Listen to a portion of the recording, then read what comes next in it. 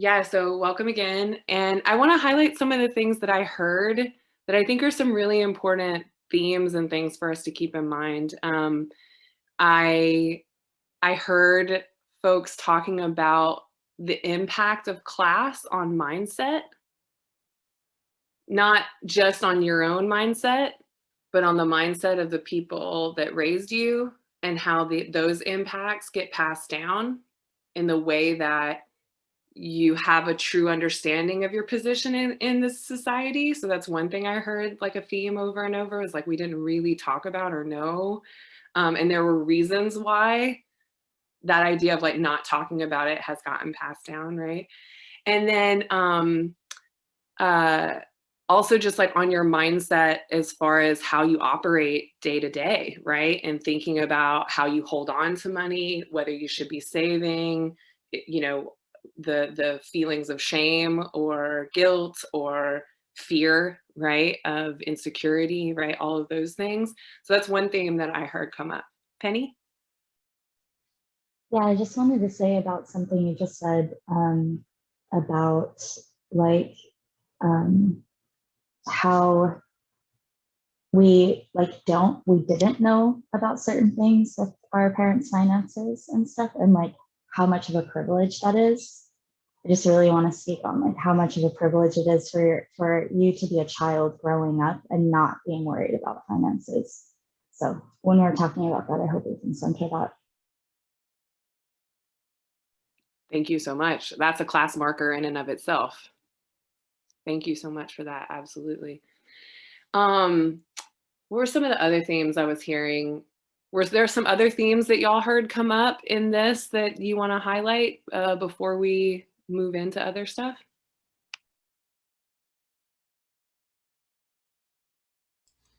I think there was a little bit about, or there was quite a few people, I know myself included, where there was like kind of like a mix of things. Like there were aspects of like different layers of privilege because like these lines are not clear cut necessarily. And I think that's, useful where you can have like these like, markers of a wealthier upbringing or of a poorer upbringing, and they can kind of overlap depending on different circumstances based on the, having like a wealthy grandparent versus like, not having that as a day-to-day resource.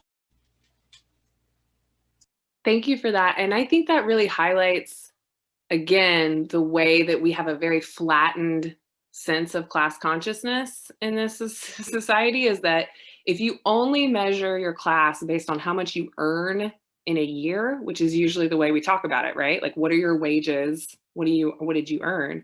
And it's this very individualistic, very like your class positioning is only based on what you yourself are earning, right?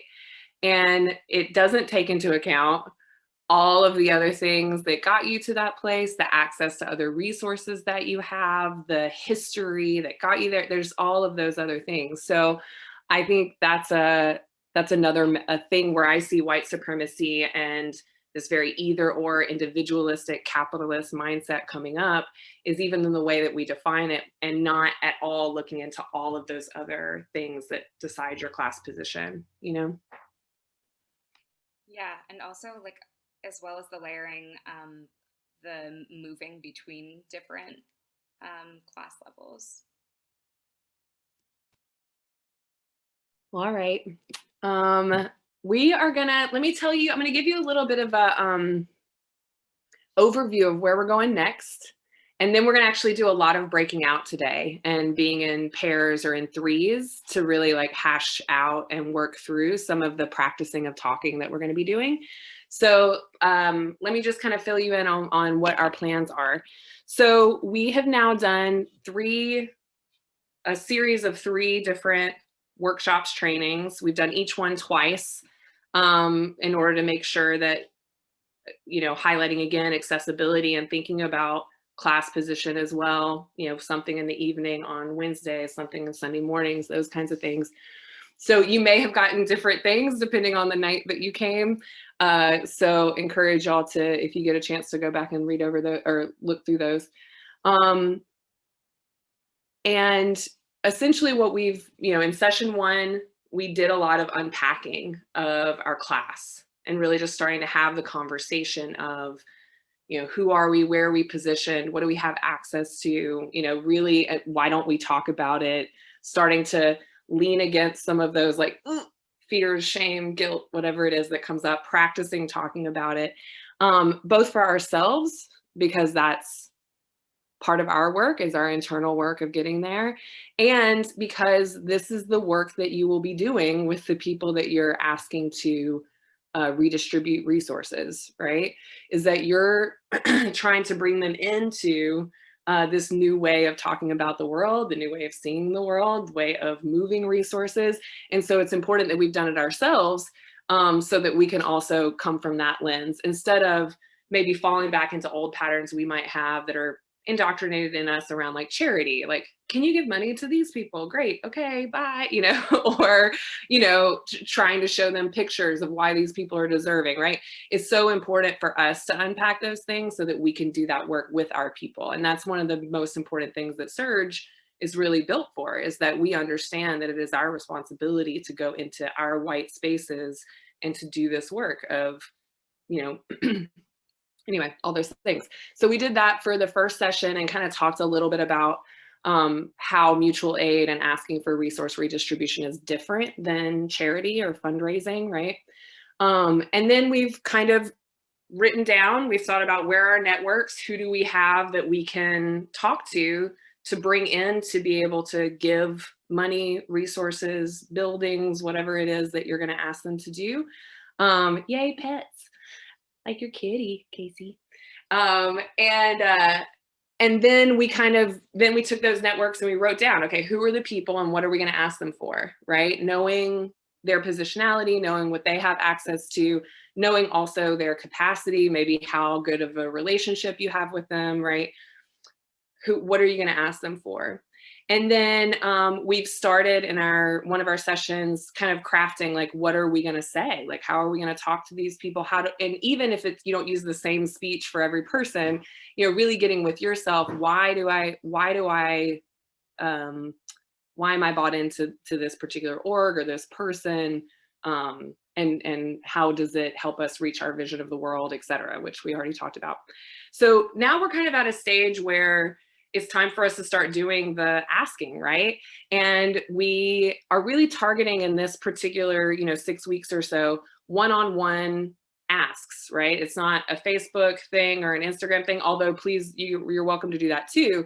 But the goal here is to really try to lean into the discomfort and do the organizing work of talking to people one-on-one and meeting them where they are, right?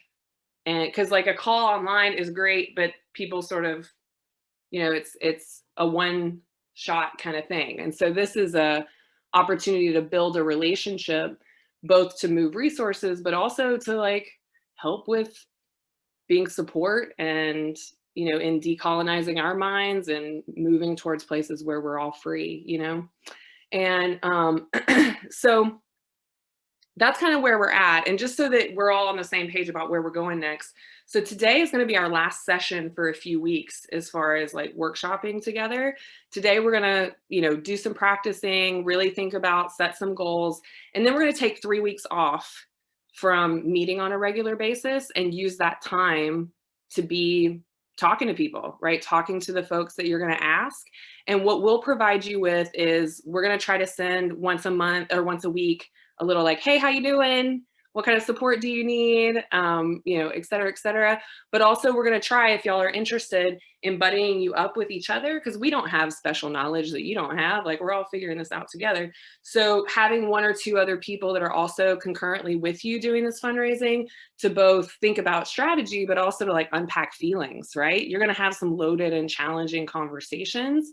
And you need someone to be there to listen to you. There needs to be a place for that. And I think especially as white folks or people with access to privileged class folks, it can be really good for us to do that in a cohort together, where we're, if that makes sense. I don't know if I'm making total clarity here, but you know, it's just like in the same way that we unpack our white feelings with white folks more often, just because, you know, we have similar experiences, but also, you know, that's our work and it can be a lot of work for folks who are marginalized to have to carry that with us. So we want to set that up for each other to be able to do that. So we'll be doing that for 3 weeks. We'll have our next session will be the 28th, the Wednesday night, and then also May 2nd. That'll be our part 4, where we'll kind of be like, okay, hey, where are we at? We got 1 more week, you know, to really like hit those goals, and what kind of support do you need? What can we help with each other, et cetera. And then we haven't decided an exact date, but like May 1st-ish, May 10th-ish is when we'll then like, okay, we're gonna go hard for a week, and then we're gonna celebrate. Like whatever we were able to, you know, move or do, let's get together and like talk about what it felt like and celebrate the things we were able to move, the conversations we were able to have, the relationships we were maybe able to restore, or the relationships that were really hard that maybe got a little bit fractious, and like how we got through that, and or maybe are still going through that. So that's kind of what that, and that'll sort of be a parentheses end to this series. But then we are then going to move into a phase of like long-term support for these conversations and thinking about long-term redistribution, et cetera, et cetera. And that'll be housed sort of in SURJ, but also, you know, in relationship with We All We Got. So any questions about the, like where we're heading next? And this is something we're working on together. So if that doesn't, you know, we're always open to suggestions too.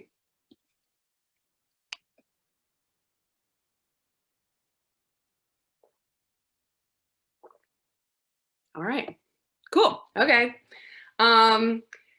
Great, so what we're gonna do, you know, one of the things that I want us to always keep coming back to, just always want to remind us that really ground us in the history of how we got here, and continue to remember that as we're asking, you know, people to rethink redistribution, to think about resource sharing, to remember that all of this wealth is built on land that was stolen, people's lives and generations of people whose futures were now defunct, right? Existence could not come into being, and on the stealing of bodies and futures from Africa, from Western Africa and other parts of Africa as well, as part of the slave trade, the Atlantic slave trade, one of the most brutal instances of slave trade in our human history. And so I just want to make sure we're always staying grounded there. So as we're thinking about asking folks, we remember it ain't yours. It's not yours, and it's not theirs.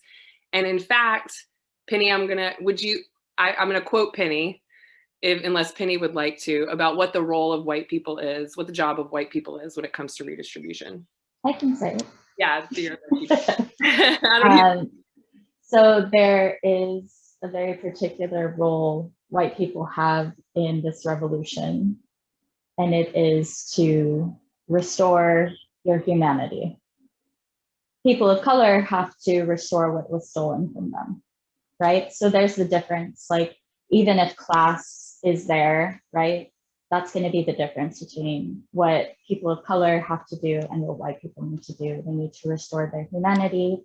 They need to bring themselves back to where everyone else is. And we do that through wealth redistribution. We do that through sharing and ensuring that Black and Indigenous people of color specifically have spaces to create those things for themselves again, because those things were taken.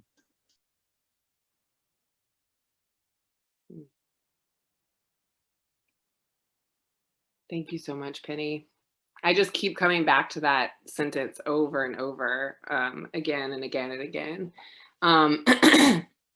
And thinking about, I think as we do start to think about, actually, I'll come back to this later. Let's go into breakout rooms, and I'll come back to sort of, once we get into our conversations with each other, a few things that we want to keep in mind. But what I thought we could do is break into breakout rooms right now and just do a little bit of sharing with one another about how you've been able to, either in writing, et cetera, how you've started to articulate that sort of ask, right? Like, why this org? What is it meant for me? Why do I think you should invest, right? And be able to give each other some feedback, right? As we're in there as well. So I would encourage it to be something maybe a little like, and y'all can facilitate it however you like, but I would encourage it to be giving one person space to share without interrupting.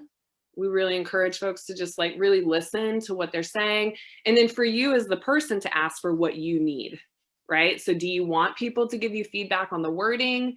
Do you need them to like hold you while you're like walking through it? Is there something that you really need help with, so that the advice that's given is what you need? To just practice the layups. This is one of the things that when we're doing anti-racist work and talking about how to proactively interrupt white spaces, how to stand up when something racist happens, all of those things, is that we are conditioned to silence. We are conditioned to silence. We are conditioned to silence. In order to continue to keep our privilege, we are conditioned to silence and protect the privilege of those around us. And so what I find, and this is when we were doing workshops around like, those kinds of things, was I would be like, okay, we're going to do a role play now. And people would be like, okay, if they say this, then I would say this. And I'm like, that's not role playing.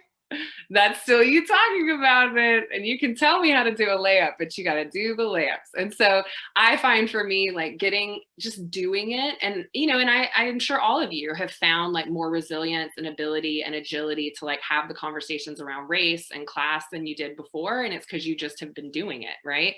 So what we're going to do, and then I wanted to kind of, so we're going to break into these groups. I think we'll do groups of 2 so that we have some time to practice several scenarios. And I want to give you a few options to choose from. I would encourage you to start with who's someone who's already like philosophically on the same page with you, someone who you feel comfortable with, that you're going to ask them for whatever is the target ask that you want to ask them for, and practice that, right? So that's one option. This is all choose your own adventure, so you can do it as you like, right? Number 2 would be thinking about who's someone that you have like is going to be a little harder, is going to be a little more resistant to like the philosophical underpinnings, the mutual aid part, the solidarity versus charity, those kinds of things, right? And maybe think about that so that you can kind of focus on, okay, how am I going to bring them into this vision? Help undermine the narratives that they've been taught, that I've been taught, right, et cetera, right?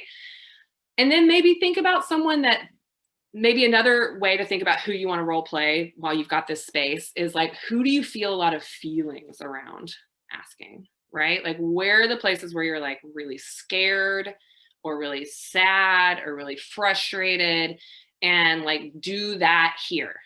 And then like cry here if you need to. Like if this is the place where you start talking to that person and all those fears come up and you need to cry or scream, or I encourage you to grab a pillow and like punch some shit or whatever you need to do to offload that.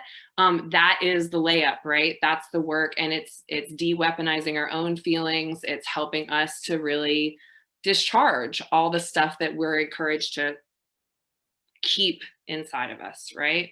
Which just keeps us continuing to be separated. So those are like 3 options to think through, but whoever you want, and you'll tell your role play partner, this is who it is, maybe give them like a 1 to 10 as far as like resistance scale. But really this is your time to use. And I would really encourage you to spend more time getting straight into the role playing and actually practicing than like, okay, what am I going to say? Because then you're like ready, right? And so the last thing I just kind of want to leave you with before we go into those groups is something that I use at the anti-racist trainings, but also, I think really applies here, is that us getting really right with ourselves, that there may be and probably will be consequences to you having these conversations, to you. No question, right? But I also want to leave you with, there will also definitely be consequences if you don't have these conversations. There are already consequences happening right now in people's lives. And so really keeping that in mind. And I think for me, that gives me a lot of fortitude and a lot of grounding in really being like, okay, it's a way to, like, when your feelings start doing what they do, because this is, you know, decades of training, exactly, decades of, you know, all that stuff, helping your body is reacting in that moment to say, okay, like, yes, there are consequences, but there are consequences I can weather, because there are these other consequences as well, you know. So really kind of trying to get grounded in that as well. Okay. Do deep breaths together after that. I imagine it like brought up some things. It doesn't have to be me that leads it. Is there anyone else that enjoys taking a second to either breathe together or do some recentering or anything like that? Can I do a recentering exercise with everyone? Please, I would love it. I really, because this has come up multiple times today, so I think it would actually be really great for us to just sit in the room we're in and think about everybody who has supported us to get us to the point that we're at right now. Just think about those people. Think about the things around you that were created by hands, right? Thank your house. Thank the indigenous people of the land you're on. Acknowledge, let's bring ourselves back to our body. Let's really acknowledge where we are right now, and why we are here is because we have been supported and held up by our ancestors, by our elders, by community, by folks who have experienced exploitation.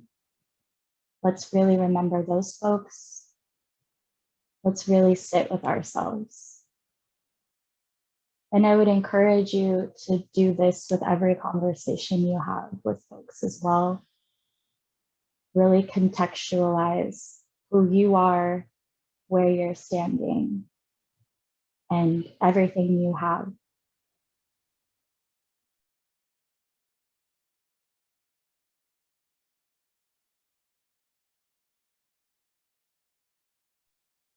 And then just take some deep breaths to 5 and then let out with 5. You can make that 5 as slow or as fast as you want to be, as deep, as shallow breaths as you need.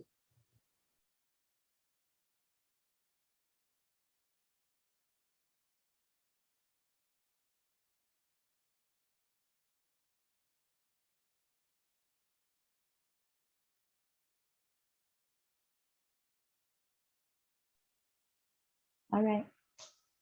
Y'all can talk if you want to. I think let's leave there. Leaving, and you'll see the follow-up emails that's coming for you, and check your emails, but we'll also call because I'm not a very good email checker either. Yeah, we'll see you on the 28th, and very likely on email or text in between then and now. So, oh, I know there was one more thing I just want us to remember, that these conversations in the next 3 weeks, remember this is long-term work, right? So you might even want to look at those lists and think about, like, are these people I want to ask before May 10th? Maybe these are people that you just need to be rebuilding, or not rebuilding, but moving into new parts of your relationship or reconnecting or things like that. So I want to invite you to consider that this is lifelong work.